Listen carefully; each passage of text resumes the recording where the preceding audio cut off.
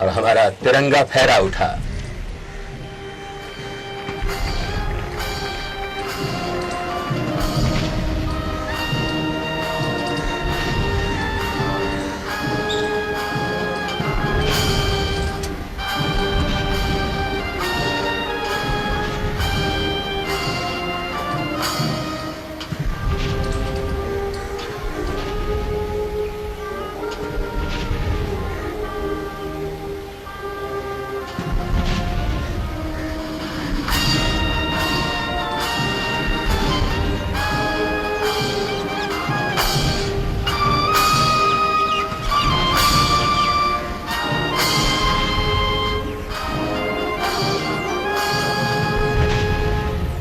भारतवासियों, मैं आपको आज के स्वतंत्रता दिवस के लिए बधाई देना चाहता हूं।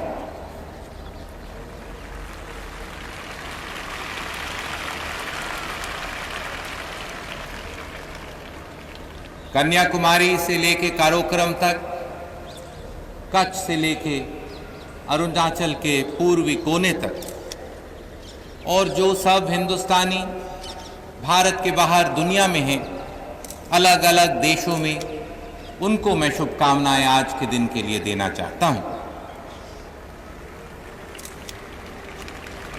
42 साल हुए भारत आजाद हुआ था, और यहीं पर इसी लाल किले पर पंडित जी ने हमारा तिरंगा झंडा पहली बार आजाद भारत में लहराया। आज भी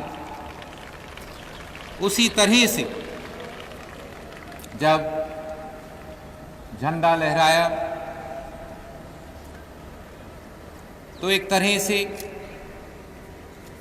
मुझे लगा कि मेरे हाथ इस झंडे को नहीं खोल रहे थे, बल्कि मेरे हाथ के साथ भारत के 80 करोड़ लोगों के हाथ जुटे हुए थे, क्योंकि ये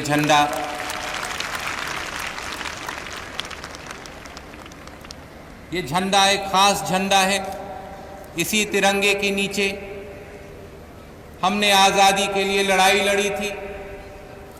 इसी तिरंगे के नीचे देश को हमने मजबूत बनाया है, आज़ाद रखा है, देश को आगे बढ़ाया है। जब हम स्वतंत्रता दिवस पर इस झंडे को लहराते हैं तो ये भारत की आज़ादी का प्रतीक है, भारत की स्वतंत्रता का प्रतीक है, हमारे हर हिंदुस्तानी के आज़ादी का प्रतीक है। आज स्वतंत्रता दिवस पर हम हमारे लाखों स्वतंत्रता सेनानियों को याद करते हैं, लाखों जिनका नाम भी इतिहास में दब गया है, छिप गया है, जो हमें मालूम नहीं। हजारों जिनकी कुर्बानियां इतिहास में खो गई हैं, जो आज भी हमारे सामने नहीं। साथ में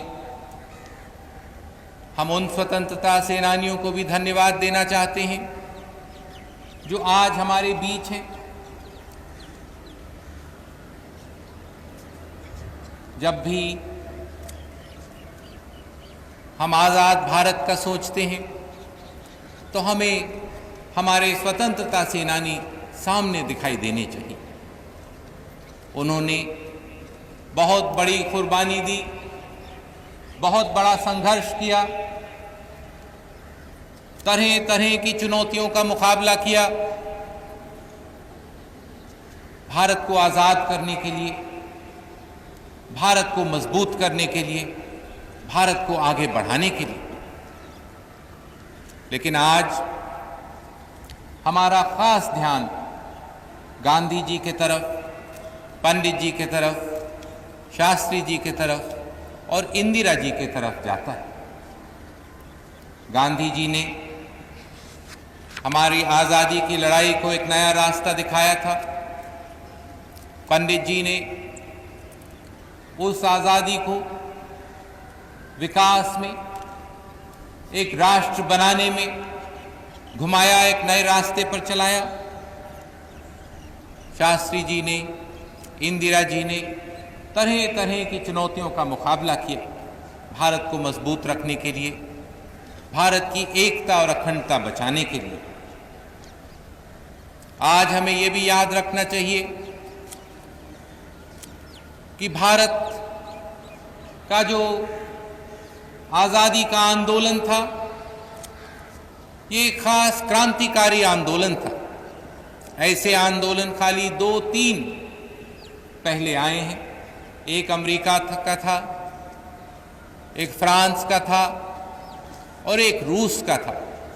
उसके बाद भारत का ही क्रांतिकारी आंदोलन दुनिया में आया। लेकिन जहां पहले 3 क्रांतिकारी आंदोलनों में एक हिंसा की धारा चलती थी, भारत ने गांधी जी के नेतृत्व में एक नया रास्ता दिखाया।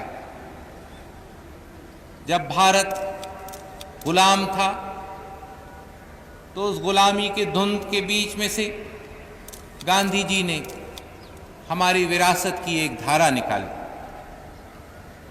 उस धारा पर चलते हुए उन्होंने हमारे ऐतिहासिक और सांस्कृतिक रास्ता वापस दिया हमें, और उस सिद्धांतिक रास्ते पर भारत मजबूत हुआ। उसी सिद्धांतों के रास्ते पर हमने आज़ादी जीती और उन्हीं सिद्धांतों पर हम मजबूत हो पाए हैं, हम आज़ाद रह पाए हैं। लेकिन ये क्या सिद्धांत थे जो गांधी जी ने हमें दिखलाए? नए नहीं थे, हमारे इतिहास में से, हमारी संस्कृति में से उन्होंने निकाले थे, हमें दोबारा दिए थे। सबसे ऊपर तो अहिंसा थी। लेकिन जब गांधी जी अहिंसा की बात करते थे, उनके मन में अहिंसा के माने एक बहुत ज़्यादा बड़ा मायना होता था। उनके मन में अहिंसा खाली हिंसा नहीं थी, बल्कि अहिंसा के माने ये था कि दिल में हिंसा की भावना भी नहीं होनी चाहिए जो हमें दबानी पड़े। उन्होंने हमें अहिंसा के रास्ते पर चलाया, सत्य के रास्ते पर चलाया। उन्होंने सहनशीलता और करुणा के रास्ते पर हमें चलाया, और उन्होंने हमें सिखाया कि भारत के इतिहास में, भारत के विरासत में साफ दिखलाया हुआ है और एक तस्वीर सामने आती है, वो ये है कि मानवता एक है। चाहे हम किसी धर्म के हों, किसी प्रांत के हों, कोई भी भाषा बोलते हों, या हमारे कोई किसी भी रंग के हों, इन कुछ चंद सिद्धांतों पर गांधी जी ने हमें ताकत दी। इन्हीं सिद्धांतों से ताकत मिली, इन्हीं सिद्धांतों से आज़ादी मिली, और इन्हीं सिद्धांतों पर चलकर हम आज़ाद रह पाए हैं। साथ में गांधी जी ने एक और सबक हमें सिखाया था कि अगर भारत में विकास होना है, अगर भारत में सचमुच में लोगों के हाथ में आज़ादी आनी है, भारत के लोगों को पूरी तरह से आज़ाद होना है, तो वो आज़ादी, वो विकास भारत के गांव से, भारत के देहात से शुरू होना होगा। खाली तब हम सचमुच में कह सकते कि हम आज़ाद हैं।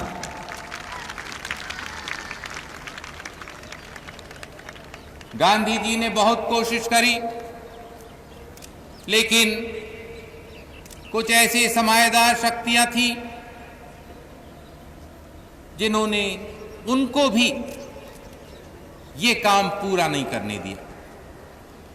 उनके हाथ भी बंधे रह गए और हमारा विकास का काम असलियत में गांव से उस वक्त शुरू नहीं हुआ। पूरा देश गांधी जी को अपने दिल से प्यार करता था। एक ऐसा संबंध था भारत की जनता और गांधी जी के बीच में, इतना गहरा संबंध था, इतने मजबूत संबंध था कि उसके बारे में कुछ शब्द कहने बड़े मुश्किल हैं।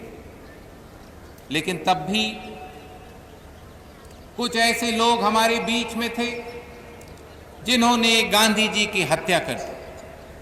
गांधी जी की हत्या हुई सांप्रदायिकता की शक्तियों से। हमें ये बहुत ध्यान से याद रखना है कि सांप्रदायिक शक्तियों ने गांधी जी की हत्या करी, लेकिन उनका मकसद खाली गांधी जी की हत्या नहीं थी। उनका मकसद था कि नया आजाद भारत अपने पैरों पर खड़े होने के पहले ठोकर खा जाए, गिर जाए, टूट जाए, खत्म हो जाए।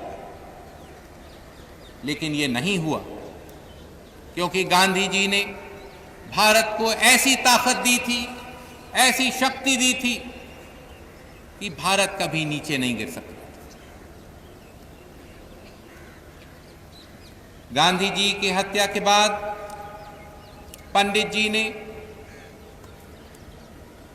भारत को विकास के रास्ते पर, राष्ट्र बनाने के रास्ते पर चलाया, दुनिया में भारत की जगह बनाने के रास्ते पर चलाया। इसी लाल किले से पंडित जी ने बहुत बार भारत के लोगों को से बात करी। आजादी के दिन पर पंडित जी ने हमें याद दिलाया था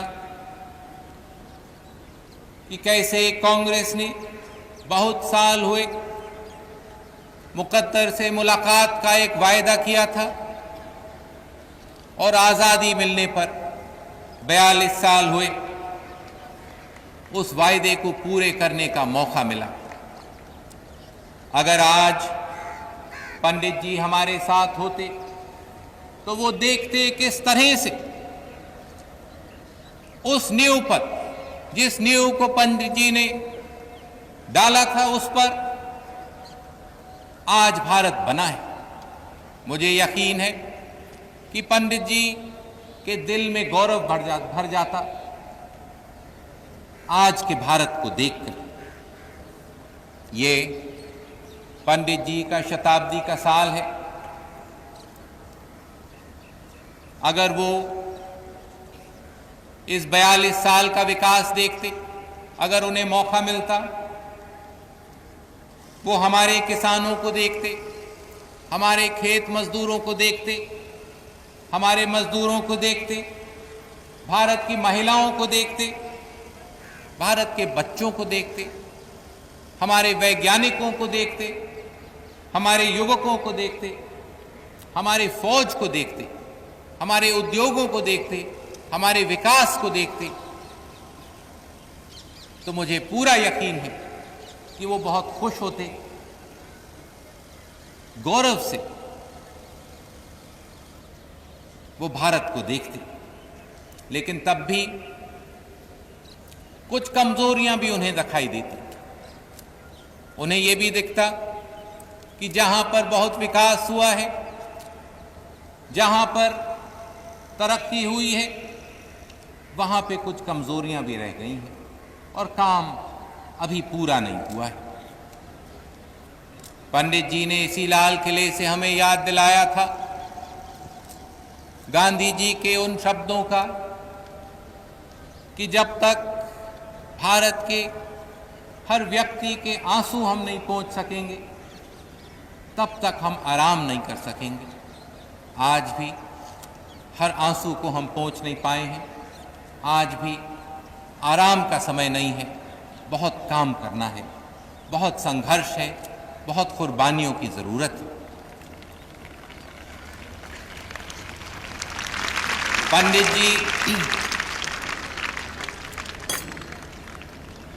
पंडित जी बहुत चाहते थे कि गांधी जी का ग्राम स्वराज पूरा हो।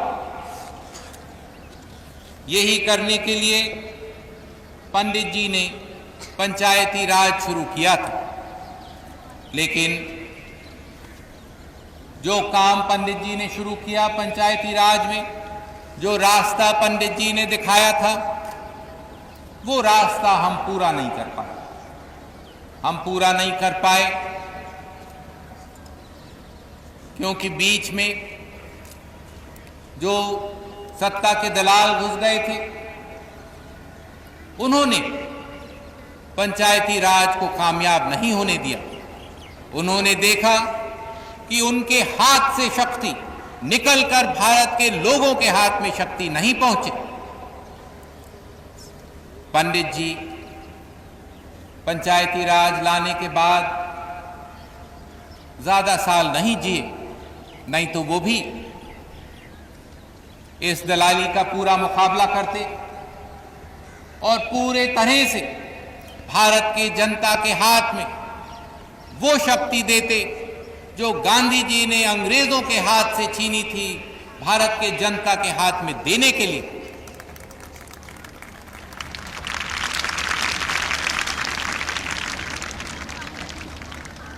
इंदिरा जी ने अपना पूरा जीवन भारत के गरीब, भारत के कमजोर वर्गों के लिए लगा दिया। उनका हर काम भारत के पिछड़े हुए, दबे हुए लोगों को ऊपर उठाने में लगा। उन्होंने शुरुआत करी बैंकों के राष्ट्रीयकरण से, जिसमें पूंजी भारत के लोगों के हाथ में पहुंची। आज तो कोई प्रश्न ही नहीं उठता है जब हम बैंकों के कार्यक्रमों की बात करते हैं, लेकिन हमें याद रखना चाहिए कि 20 साल हुए जब बैंकों का राष्ट्रीयकरण हुआ था, तो भारत के देहात में, भारत के गांवों में करीब करीब कोई भी बैंक की ब्रांच नहीं थी। गरीबों को इस पूंजी का फायदा नहीं मिल रहा था, उनको मदद नहीं मिल रही थी। आजाद भारत में भी धन अमीरों के हाथ में से ही निकल रहा था, अमीरों के हाथ में ही जा रहा था। इंदिरा जी ने बैंकों का राष्ट्रीयकरण करके ये बदला। उन्होंने देश का धन भारत के गरीबों के काम में लगाया, भारत की गरीबी हटाने में लगाया, भारत के गरीबों को ऊपर उठाने में लगाया।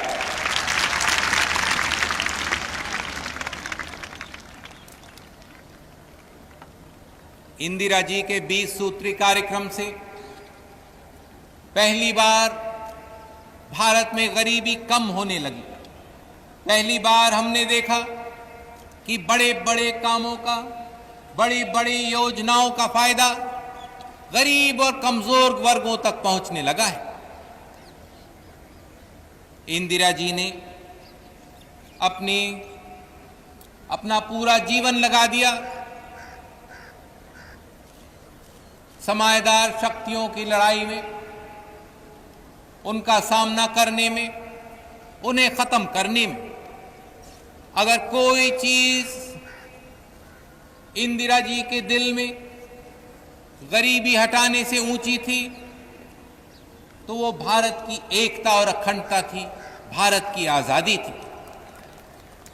इंदिरा जी ने कोई ऐसा कदम नहीं किया, कोई ऐसा कदम छोड़ा नहीं जिससे भारत मजबूत हो। उन्होंने कोई ऐसा कदम नहीं उठाया जिससे कोई भी ऐसी शक्ति को मौका मिला भारत कमजोर करने वाली शक्तियों को ऊपर उठने का। लेकिन इंदिरा जी को भी फिरकाप्रस्ती के ताकतों के सामने अपना बलिदान देना पड़ा। दोबारा एक कोशिश हुई थी भारत को तोड़ने की, जिस तरह से गांधी जी के हत्या के साथ एक कोशिश थी कि हमारा भारत टूट जाए, उसी तरह से इंदिरा जी की हत्या के साथ एक कोशिश थी कि हिंदुस्तान के टुकड़े टुकड़े हो जाए। मुझे याद है 4.5 साल हुए जब इंदिरा जी की हत्या हुई थी, तो कैसे नाजुक जमाने में से भारत निकल रहा था, कैसे मुश्किल दिनों में से, कैसे ये अंधेरे बादल छा रहे थे पूरे देश पर। देश के कोने कोने में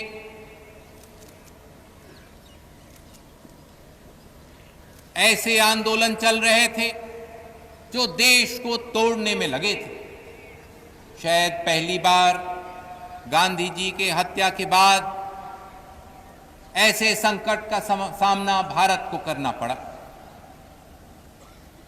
पंजाब में देश तोड़ने का एक आंदोलन चल रहा था, त्रिपुरा में, मिजोरम में, आसाम में, दार्जिलिंग के पहाड़ों में कुछ चीजें बातें उठ रही थी, दक्षिण में श्रीलंका में जो हो रहा था उसके वजह से हमारे देश में भी कुछ कमजोरियां दिखाई दे रही थी। दिल्ली में जो हो रहा था, जैसा आतंक चल रहा था, वैसा शायद कभी पहले नहीं हुआ है। अगर कोई भारत की तस्वीर उन दिनों में देखता तो बड़ा मुश्किल होता यकीन करना कि भारत भी उस नाजुक समय का पार कर सकता। लेकिन आज वो सब हमारे पीछे। उस नवंबर में मैंने अपने सामने एक ही काम देखा था, किसी तरह से भारत को इस अंधेरे में से निकालकर दोबारा गांधी जी के, पंडित जी के, इंदिरा जी के रास्ते पर चलाना, गांधी जी के, इंदिरा जी के सपनों को पूरा करना, भारत के लोगों के सपनों को पूरा करने के लिए।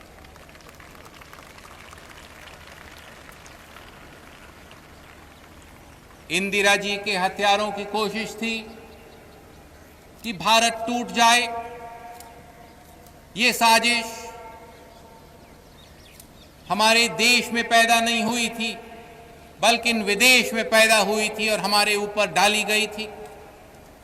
इस साजिश की कोशिश थी कि भारत खत्म कर दिया जाए, भारत तोड़ दिया जाए। इंदिरा जी की हत्या एक पहला कदम था इसमें। देशद्रोहियों ने इंदिरा जी को तो भारत के लोगों से ले लिया, उन्होंने, देशद्रोहियों ने मेरी मां मुझसे छीन ली। लेकिन मैंने संकल्प किया कि मैं उन्हें कामयाब नहीं होने दूंगा, मैं उन्हें देश हमसे नहीं छूटने देंगे, देश टूटने नहीं देंगे, और चाहे कोई भी कीमत देनी पड़े, चाहे कोई भी कुर्बानी की जरूरत हो, वो कुर्बानी हम देने को तैयार होंगे। लेकिन भारत को हम कमजोर नहीं होने देंगे, भारत को हम टूटने नहीं देंगे।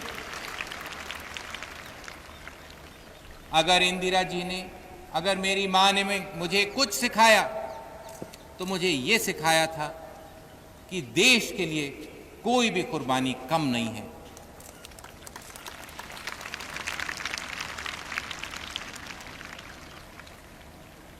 चाहे कैसी भी कुर्बानी का सामना करना पड़े, चाहे कैसी भी मुश्किलों का सामना करना पड़े, चाहे जान देना पड़े, देश के लिए जान हाजिर है, कोई भी कुर्बानी हाजिर है।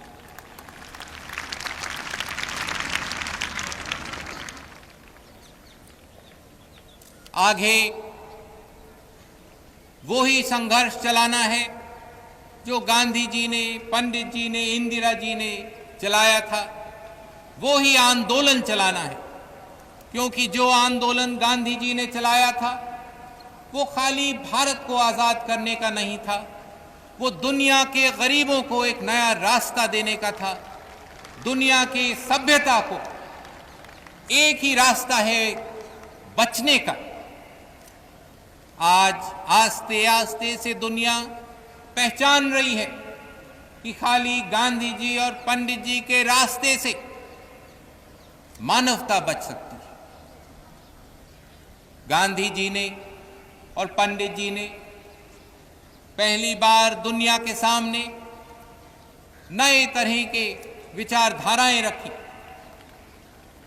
पहली बार उन्होंने दुनिया की बड़ी बड़ी शक्तियों को समझाया और बताया कि गुटबाजी से दुनिया नहीं आगे बढ़ सकती है, मानवता नहीं बच सकती है। उन्होंने बताया कि एक नई दृष्टि से दुनिया को देखना है, अहिंसा की दृष्टि से, सत्य की दृष्टि से, करुणा की दृष्टि से, सहनशीलता की दृष्टि से, लेकिन सबसे जरूरी मानवता को एक देखते। यही ताकत थी हमारी और इसी रास्ते पर भारत मजबूत हुआ है। लेकिन इस रास्ते पर तरह तरह की ताकतों का सामना करना पड़ा है, मुकाबला करना पड़ा है, तरह तरह का संघर्ष आया है। मौके मौके पर रूढ़िवादी शक्तियों का मुकाबला किया है। आज भी वो मुकाबला हमारे सामने है। आज भी रूढ़िवादी शक्तियां खत्म नहीं हुई हैं। हम देख रहे हैं कैसे महिलाओं के हक लेने के लिए रूढ़िवादी शक्तियां अपने हाथ उठा रही हैं। आज हम देख रहे हैं कैसे यही ऐसी ही रूढ़िवादी शक्तियां बजाय देश बनाने में, बजाय जनता के काम में लगने में, बजाय विकास के काम में लगने के, बजाय भारत को मजबूत करने में, बजाय भारत की एकता और अखंडता को बचाने में, ये रूढ़िवादी शक्तियां लगी हैं नाच गाने में। ऐसे भारत नहीं बन सकता है, ऐसे हम राष्ट्र नहीं बना सकते हैं, हम भारत को मजबूत नहीं कर सकते हैं। इसी तरह से देश को कमजोर करने वाली, देश को तोड़ने वाली शक्तियां आज भी ऊपर उठ रही हैं। बहुत दुख की बात है। मैंने कहा था कि अगर गांधी जी और पंडित जी और इंदिरा जी आज होते तो वो भारत का विकास देख के खुश होते, उनके दिल में गौरव भर जाता। लेकिन कुछ हमारी कमजोरियां देखकर उनके दिल में दुख भी भर जाता। अगर वो देखते कि आज भी ऐसी रूढ़िवादी शक्तियां जिंदा हैं, अगर वो देखते कि आज भी देशद्रोही खुले में घूम सकते हैं, हमारे संसद में भी हो सकते हैं, अगर वो देखते कि देशद्रोही इंदिरा जी के हथियारों को भी सहारा दे सकते हैं, हथियारों के गढ़ में जाके सरोपे ले सकते हैं, अगर वो देखते कैसे आज भी हमारे बीच के कोई लोग ऐसे प्रस्तावों का सहारा देते हैं जो भारत को कमजोर करते हैं, ऐसे प्रस्ताव जो भारत को तोड़ देंगे, तो उनके दिल में बहुत दुख आता है। अगर गांधी जी और पंडित जी और इंदिरा जी आज देख सकते कैसे सांप्रदायिकता की शक्तियां ऊपर उठ रही हैं, अगर वो देखते कैसे सांप्रदायिकता के बल पर राजनीति भी चलने लग रही है, लेकिन शायद सबसे बड़ा दुख उन्हें होता जब वो देखते कि जो सबसे बड़ी बात गांधी जी ने हमें सिखाई थी, उससे छोड़कर लोग आज हमारी राजनीति चला रहे हैं। कुछ ऐसे लोग हैं हमारे राजनीति में जो सिद्धांतों को छोड़ सकते हैं। ये सबसे बड़े दुख की बात है, क्योंकि जिस दिन भारत सिद्धांत के रास्ते से उतरा था, उस दिन से हम गुलाम होने लग गए थे और उसी रास्ते पर हम गुलाम हुए थे। आज भी वैसी ही कमजोरी होगी। खाली सिद्धांत के रास्ते पर चलकर हमारी ताकत बनी थी, लेकिन आज दुख है कि भारत की राजनीति में मौके का फायदा, समझौते की बात होती है। सिद्धांत के बारे में बहुत कम लोग बात करने को तैयार हैं।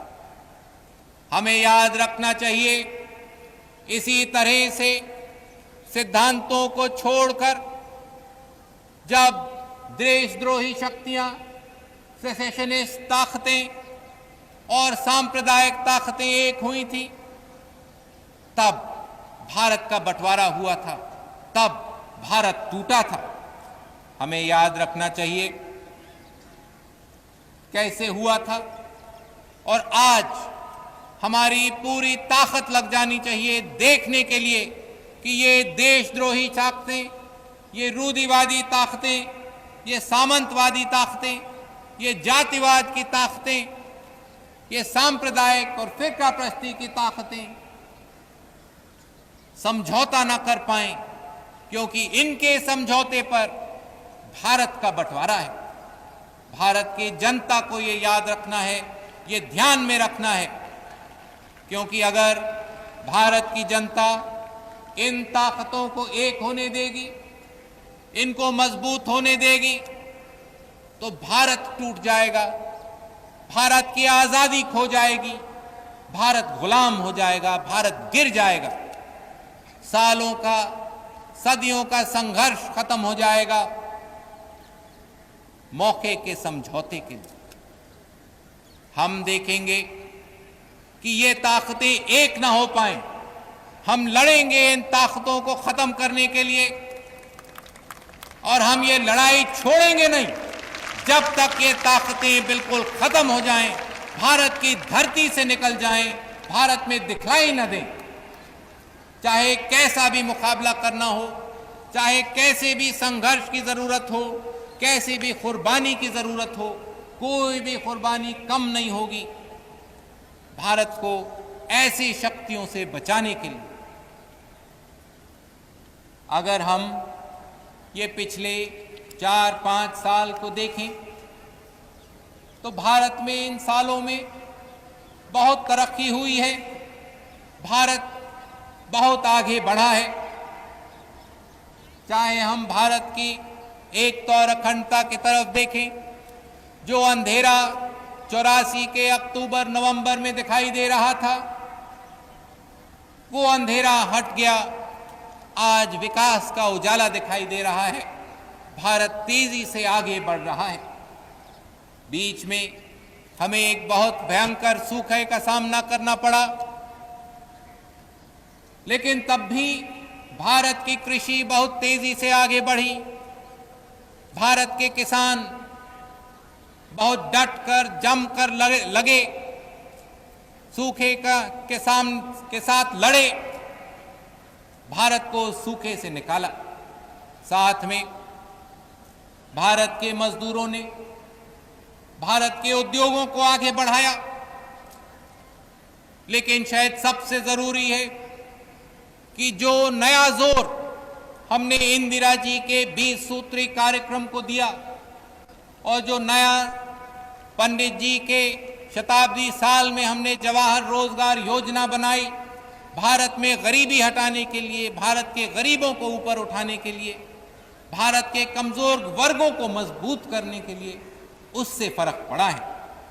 आज मैं धन्यवाद देना चाहता हूं भारत के सब लोगों को, क्योंकि ये हो नहीं सकता था अगर भारत के लोग ये काम नहीं करते। मैं धन्यवाद देना चाहता हूं भारत के किसानों को, जिन्होंने हमें अनाज में हमारे पेट भरने में आत्मनिर्भर किया। हम भारत के मजदूरों को, भारत के खेत मजदूरों को धन्यवाद देना चाहते हैं, क्योंकि उनके बल पर, उनके पसीनों पर भारत का औद्योगिकरण हुआ है। भारत एक नई शक्ति बना है दुनिया में। मैं धन्यवाद देना चाहता हूं भारत के जवानों को, जिन्होंने बहुत कुर्बानी से, बहुत संघर्ष से भारत की एकता और अखंडता बचाने में, हमारे रीजन में शांति रखने के लिए इन सालों में काम किया है। चाहे हमारे सीमाओं पर हो, ऊंचे ऊंचे पहाड़ों पर हो, बर्फीले पहाड़ों पर हो, चाहे समुद्र पर हो, नौसैनिक हो, चाहे मालदीव में हो, एक हमारे दोस्त पड़ोस के देश को मदद करने में, चाहे श्रीलंका में हो, तमिल की रक्षा करने में, सुरक्षा देने में, भारत के जवानों ने, भारत के फौजी अफसरों ने भारत की शान बढ़ाई है, भारत को मजबूत रखा है। इसी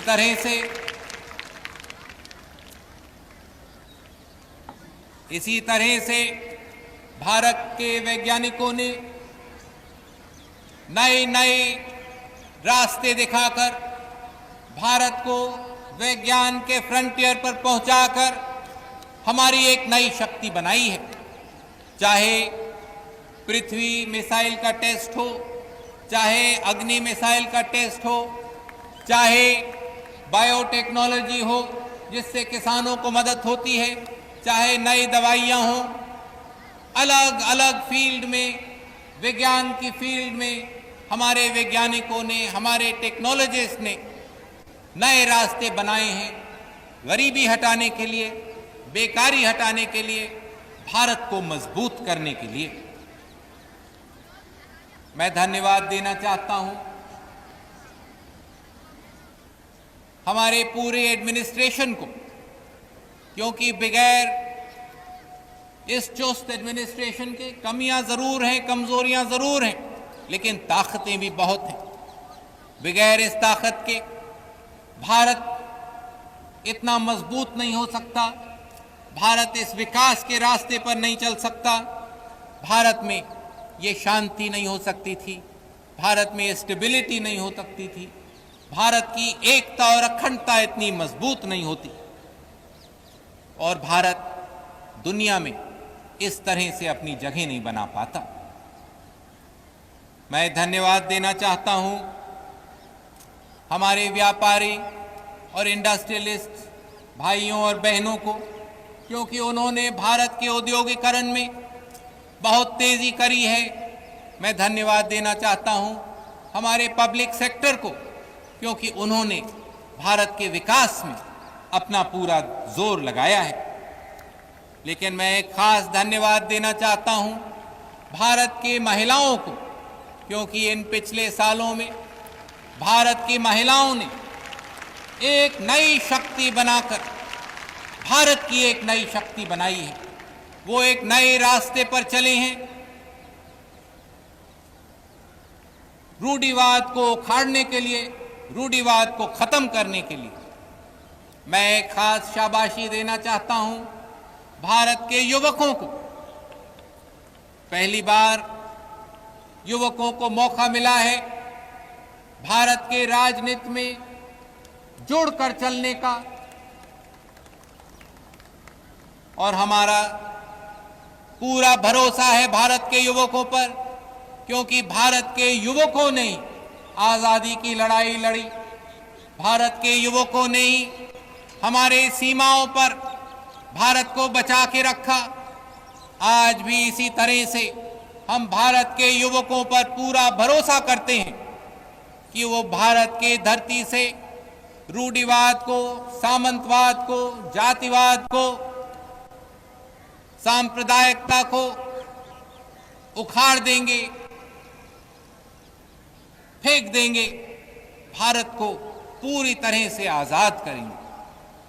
मैं आज धन्यवाद देना चाहता हूं भारत के अल्पसंख्यकों को, जिन्होंने भारत बनाने में अपना हाथ जोड़ा है, भारत को मजबूत किया है, भारत को विकास और तरक्की के रास्ते पर चलाया है। मैं एक खास धन्यवाद देना चाहता हूं भारत के हरिजनों को, आदिवासियों को, क्योंकि बगैर उनके आगे बढ़े भारत आगे नहीं बढ़ता। क्योंकि वो आगे बढ़ पाए हैं तो भारत आगे बढ़ पाया है। अगर ये सब भारत के लोग जुट कर नहीं लगते, अगर ये जुट कर भारत को मजबूत करने में, ताकतवर करने में नहीं लगते, तो भारत आज आजाद नहीं होता, उस अंधेरे समय से निकलता नहीं। आपके काम से आज भारत गौरव के साथ दुनिया में खड़ा है, गौरव के साथ हमने अपनी जगह बनाई है, गौरव के साथ हम दुनिया को दिखाएंगे कि भारत को पीछे कोई रख नहीं सकता है। अब भारत आगे बढ़ रहा है, विकास के रास्ते पर, शक्ति के रास्ते पर। इन सालों में बहुत हुआ है, लेकिन बहुत और करने की जरूरत है। कमियां भी रह गईं। गांधी जी ने गांव स्वराज की बात करी थी, पंडित जी ने पंचायती राज को चलाने की कोशिश करी। आज पहली बार 2 बिल को लोकसभा में पास करके हम भारत की जनता के हाथ में ताकत दे रहे हैं। पहली बार असलियत में स्वराज हो रहा है, अपना राज हो रहा है, आपका राज हो रहा है।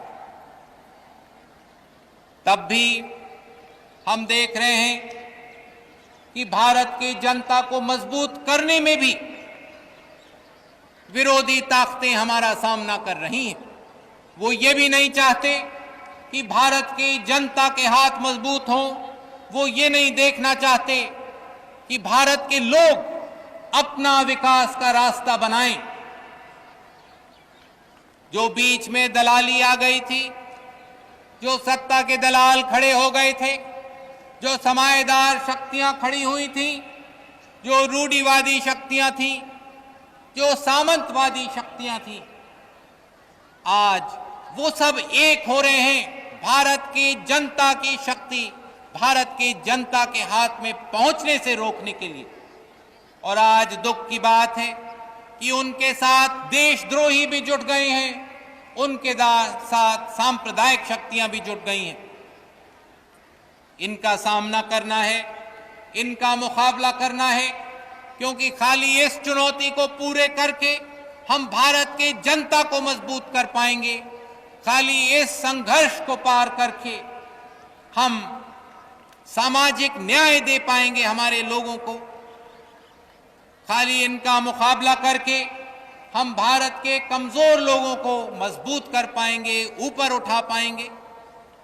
पहली बार हम भारत के कमजोर वर्गों को खास शक्ति दे रहे हैं।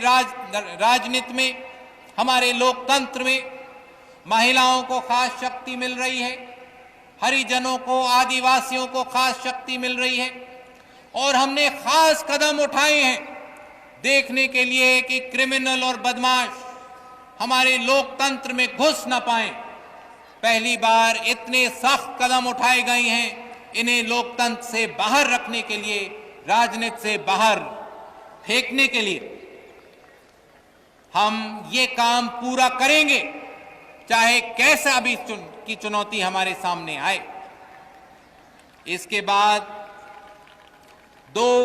कम से कम 2 और बड़े काम करने हैं, वो आते हुए सालों के लिए रखे हैं हमने। पहले तो न्याय की बात है। भारत में बहुत हुआ, लेकिन हम सच्चाई से, अपने दिल से ये नहीं कह सकते कि बिल्कुल ग्रास रूट्स लेवल पर, देहात के स्तर पर न्याय मिलता है। क्योंकि न्याय मिलने में इतना समय लग जाता है, न्याय मिलने में इतना खर्चा हो जाता है कि मैं नहीं सोचता हूं कि हम कह सकते हैं कि न्याय मिल रहा है। आते हुए सालों में हमें देखना है कि ये न्याय मिले। जिस तरह से राजनीति को मजबूत करने के लिए, विकास तेजी से लाने के लिए पंचायती राज संस्थाओं को हम मजबूत कर रहे हैं, जिस तरह से हम नगर पालिकाओं को मजबूत कर रहे हैं, जिसमें भारत के शहरों में विकास पहुंचे, कुछ साधन आए, उसी तरह से हम देखेंगे कि न्याय भी पहुंचे। अगर ढांचा बदलना होगा तो हम ढांचे को बदलने को तैयार हैं, लेकिन भारत की आम जनता को अन्याय देने को तैयार नहीं है।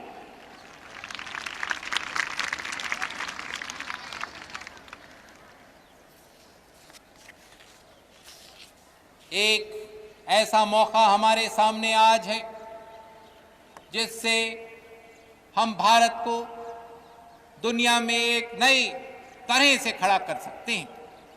आज मौका है कि हम भारत को वैसा ही महान भारत बनाएं जैसा भारत था गुलामी के पहले। गुलामी के पहले दुनिया के कोने कोने से भारत की खोज में लोग आते थे, भारत की धन ढूंढने के लिए, भारत की दौलत लेने के लिए, भारत का विज्ञान और ज्ञान पाने के लिए।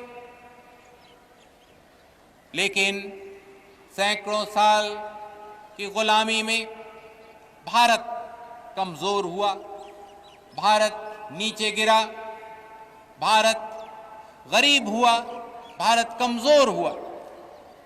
आज पहली बार मौका है कि हम भारत को दोबारा उसी जगह वापस पहुंचाएं। भारत में से गरीबी हटानी है, भारत में से अन्याय हटाना है, भारत को आत्मनिर्भर करना है। हमें भारत को एक महान शक्ति बनाकर दुनिया में खड़ा करना है। लेकिन आज की महान शक्तियों जैसे नहीं, जो दूसरों को दबा के ऊपर उठती हैं।